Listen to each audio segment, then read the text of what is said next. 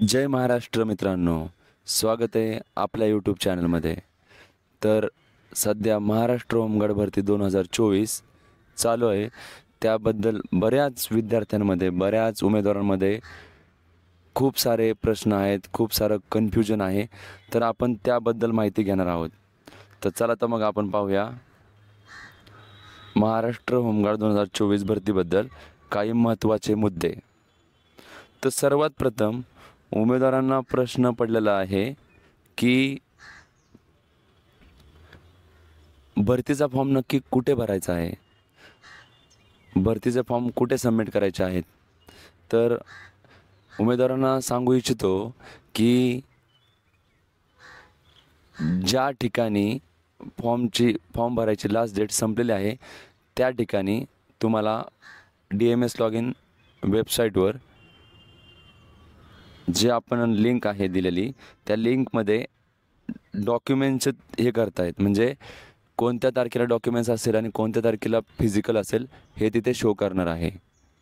तर ज्यांची मुदत 14 तारखेला संपत आहे, लास्ट डेट आहे 14 तारीख फॉर्म भरायची, त्या ठिकाणी 15 तारखेला संध्याकाळपर्यंत वेबसाईटवर शो करेल की तुमचं डॉक्युमेंट्स पडताळणी ही किती तारखेला आहे आणि शारीरिक क्षमता चाचणी, फिजिकल चाचणी ही कधी असेल. तर ह्या दोन्हीचेही तुम्हाला ऑनलाईन वेबसाईटवरच डिस्प्ले करणार आहे तारखा. त्याचबरोबर बऱ्याच जणांना प्रश्न पडला आहे की जो फॉर्म भरल्यानंतर जी ऑनलाईन प्रिंट मिळते तर ती प्रिंट कुठे सबमिट करायची आहे.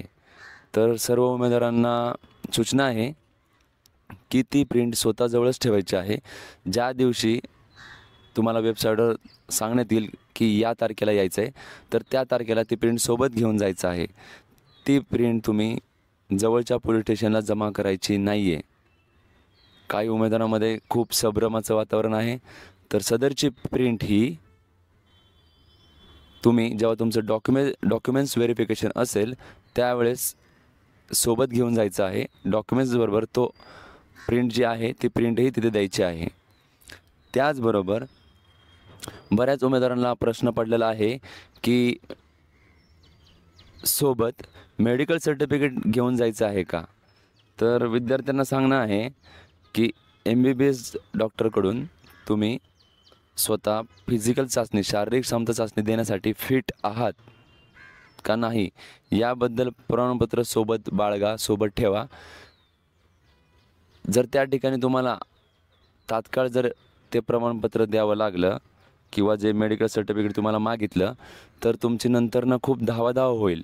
त्यापेक्षा MBBS डॉक्टरच्या इकडे जाऊन स्वतः तुम्ही फिट आहात की नाही याबद्दल प्रमाणपत्र, याबद्दल सर्टिफिकेट सोबत ठेवा, सोबत बाळगा. आणि शारीरिक क्षमता चाचणीसाठी तुम्ही कॅपेबल आहात यासाठी ते मेडिकल सर्टिफिकेट लागेल. त्याचबरोबर बऱ्याच उमेदवारांना अजूनही फॉर्म आपल्या जिल्ह्यात कुठल्या पोलीस स्टेशन सिलेक्ट करावं याबद्दल देखील माहिती समजत नाही आहे.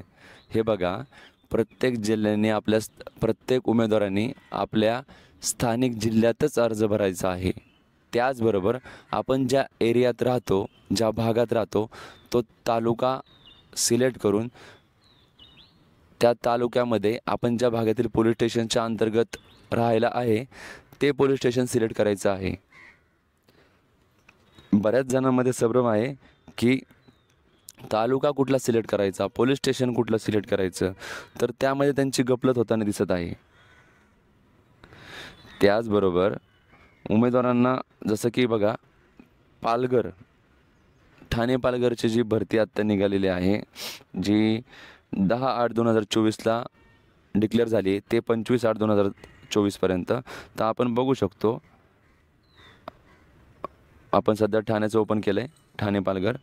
तर पाहू शकतो आपण ठाण्याला 700 पदासाठी भरती आहे. तर इथं बघा, तुम्हाला इथं पाहायला मिळेल ठाणे जिल्ह्यामध्ये पथक आणि उपपथके आहेत. तर ठाण्यामध्ये नवी मुंबई आहे, डोंबिवली आहे, कल्याण आहे, भिवंडी आहे, शहापूर आहे आणि मुरबाड आहे. तर त्याच्या अंतर्गत येणारे जे पोलीस स्टेशन आहेत हे सिलेक्ट करायचे आहेत. त्याचबरोबर पालघर जिल्ह्यात वसईमध्ये वसई हे पथक आणि उपपथक आहे. तर जे पालघर जिल्ह्यामध्ये राहतात त्यांनी फॉर्म भरताना मीरा भाईंदर आयुक्तालय परिमंडळ 2 व 3 याच्या अंतर्गत येणारे जे पोलीस स्टेशन असतील तुमच्या जवळचे ते पोलीस स्टेशन सिलेक्ट करायचे. पालघरमध्ये राहणाऱ्यांनी वसई हे पथक सिलेक्ट करायचं आहे आणि पोलीस स्टेशन जेव्हा तुम्ही नोंद करणार असाल त्यावेळेस मीरा भाईंदर आयुक्तालय अंतर्गत येणारे परिमंडळ 2 आणि 3 अंतर्गत येणारे पोलीस स्टेशन हे सिलेक्ट करायचे आहेत. म्हणजे ज्या भागातील पोलीस स्टेशनच्या हद्दीमध्ये तुम्ही राहता त्या भागातील पोलीस स्टेशन तुम्ही निवडायचं आहे. तर क्लिअर. अशा प्रकारे हे आहे. त्यानंतरनं सर्वात मुख्य मुद्दा म्हणजे की उमेदवारांना पोलीस व्हेरिफिकेशन सर्टिफिकेट लागते का. बघा, पोलीस व्हेरिफिकेशन सर्टिफिकेट म्हणजेच पोलीस चारित्र्य पडताळणी दाखला हा लागतो का. तर उमेदवारांसाठी सूचना आहे की उमेदवारांना आत्ता भरती देताना चारित्र्य पडताळणीचा दाखला म्हणजेच पोलीस व्हेरिफिकेशन सर्टिफिकेट लागणार नाही. जेव्हा तुम्ही भरती झाल्यानंतरनं पोलीस व्हेरिफिकेशनची प्रोसेस असते. त्यामुळे तुम्हाला आत्ता पोलीस व्हेरिफिकेशनसाठी धावपळ करायची गरज नाही आहे. ज्यावेळेस तुमचं म्हणजे तुमचं होमगार्ड म्हणून तुमचं सिलेक्शन होईल, होमगार्ड म्हणून तुम्ही निवडला जाल, त्यावेळेस ट्रेनिंगला जायच्या आधी तुमचं पोलीस व्हेरिफिकेशन करणं गरजेचं असतं आणि केलं पाहिजे. त्यामुळे आत्ता सध्या तरी तुम्हाला पोलीस व्हेरिफिकेशनची गरज नाही आहे. ज्यावेळेस तुम्ही सिलेक्ट होचाल त्यावेळेस तुम्हाला पोलीस व्हेरिफिकेशनची गरज भासेल, त्यावेळेस तुम्ही पोलीस व्हेरिफिकेशन करून घ्या.